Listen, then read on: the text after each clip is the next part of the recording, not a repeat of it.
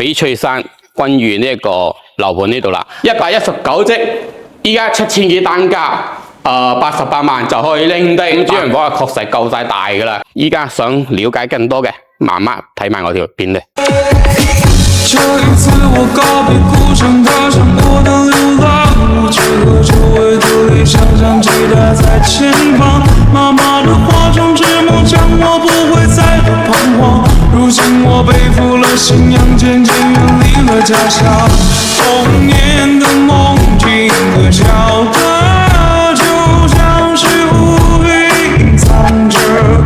外面的世界漆黑着，而我依然是一個篝火車。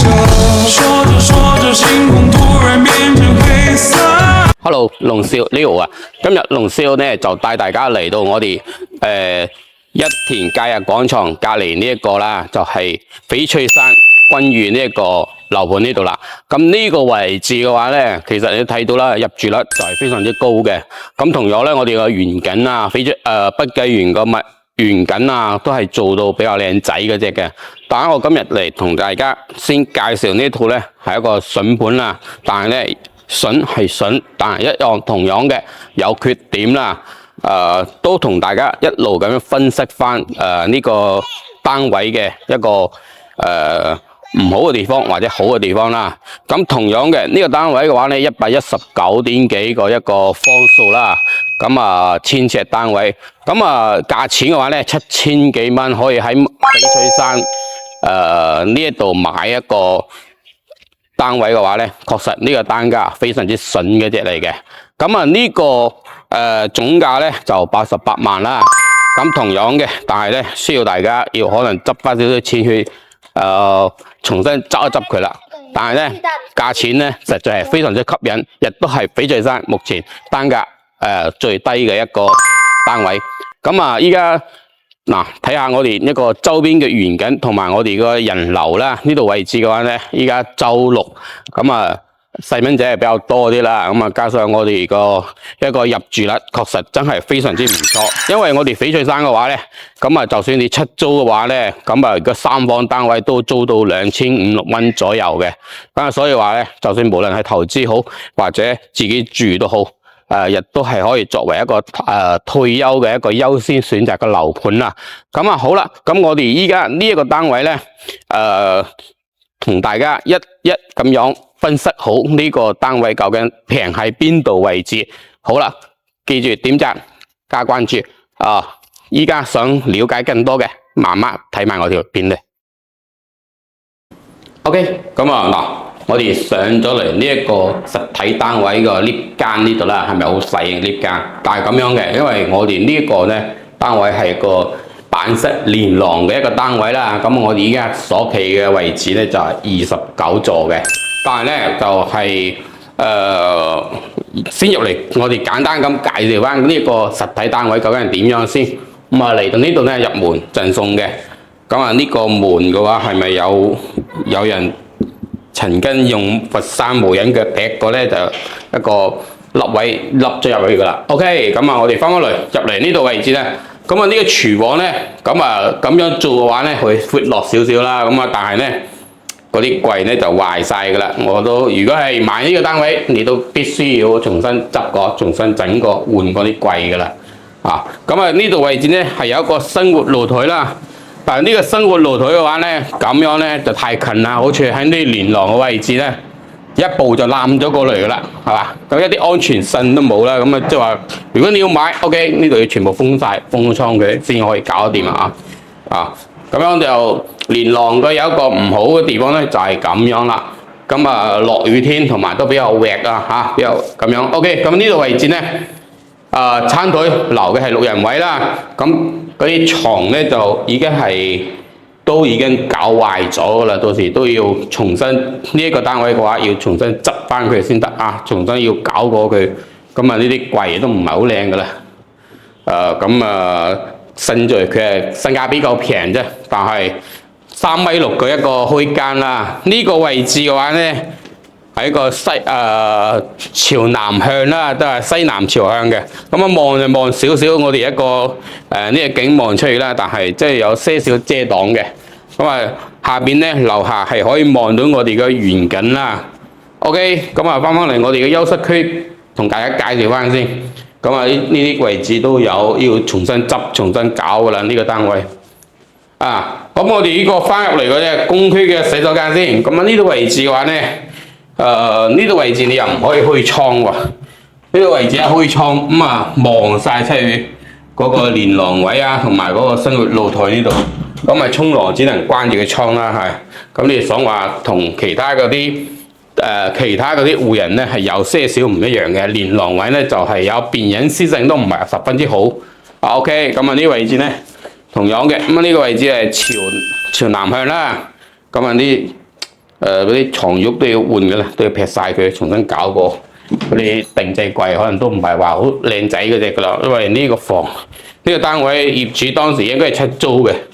嗱，係咪啊？呢個位置咧，你想喺間床剝光豬喺度瞓覺，出邊兩個連廊全部睇得一清二楚，所以話咧有好有唔好啦。連廊嘅單位你睇下呢個正對住我哋出邊嗰條連廊位置啊，咁啊隱私性實在比較差嘅啫。OK， 咁啊我哋翻返嚟主人房先，咁主人房啊確實夠晒大噶啦，咁啊佢係做咗一整排嘅櫃啦，咁啊呢度位置嘅話咧都有60 feet 噶啦，咁啊呢度整咗嚟放好多嗰啲雜物都得啊，不過影響視覺啫。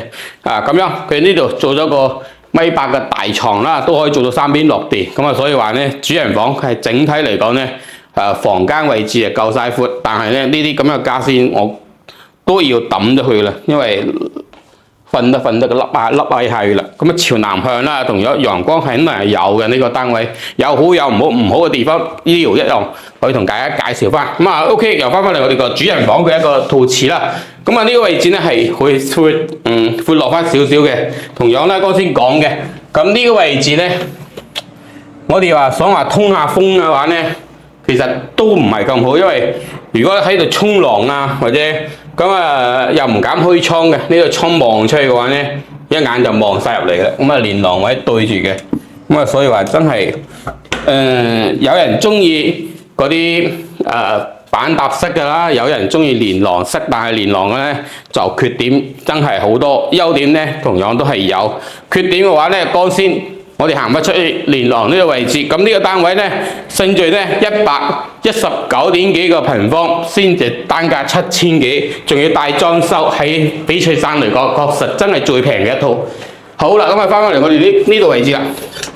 咁啊呢度位置嘅話咧，咁我哋連廊室啦，係啦。剛先我哋喺嗰邊坐電梯上嚟咧，等咗差唔多10分鐘，哇！嗰啲人又多，一 lift 2房。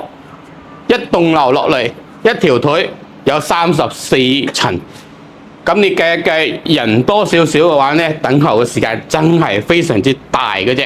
嗱，剛先我哋介紹呢度位置啦，咁啊呢度位置如果你唔封窗，一步就攬咗過去噶啦。嗱，加上呢度位置咧，主人房嘅一個洗手間啦，呢度又唔可以開窗噶。咁啊呢度位置咧就係我哋剛先有一個房間咧，就直接望一望入去啦。咁啊所以話咧呢個隱私性就真係差。加上呢條連廊嘅話咧，如果落大雨啊或者落暴稍颱風嗰陣時咧，呢度咧行過都要注意安全啊。OK， 因為呢啲就唔係咁十分之好啦哦。加上我哋呢度位置嘅話咧，嗱呢個位置咧樓下呢度位置咧係我哋一個龍海一路嘅一個貨運通道嚟嘅。咁啊呢度依家就建緊啦，到時嘅話咧第一個噪音咧就肯定會比較多噶啦，因為就喺正我哋呢個單位嘅一個後面就係呢條咁樣嘅一個龍海一路貨運通道啦。同樣咧好就係話呢度望出去個視野啊，同埋加上我哋一個景觀望出去啊河景啊都係比較好嘅。但係咧就話遲啲裝呢條龍海一路延伸線過嚟咧，咁啊比較噪音就大啦。可能佢咁講啦，即係話你要接受得佢呢個缺點，你先考慮到呢個單位嘅一個性價比啦。OK 呢個單位嘅話咧，119呎，依家7000幾單價。88萬就可以拎低，但係咧基本上你如果貪平嘅話咧，可以入手嘅話咧，你都要將佢重新佈置翻，重新執過佢搞個裝修啊，呢啲買個家私家電先可以入住翻嘅。所以話咧，大家睇翻你哋自己嘅一個需求啦。同樣單價咧係我哋目前翡翠山嘅話咧係最低嘅一個單位嚟嘅啊。有好有唔好，唔好嘅地方 Leo 同樣會同大家分析翻、解釋翻係有點樣唔好，一個講真實嘅一個房評嘅一個agent 啦。咁希望大家如果有你如果覺得係接受得到，又想話睇翻呢個實體單位過嚟再了解翻嘅，可以聯繫翻 Leo 帶大家嚟實體單位呢度先去作翻個對比啊。有興趣或者有其他想法嘅後台可以留言翻俾 Leo 啊，或者點翻個訂閱，點翻個 like。OK， 今期節目先分享到呢度，我哋下期節目先再見，拜拜。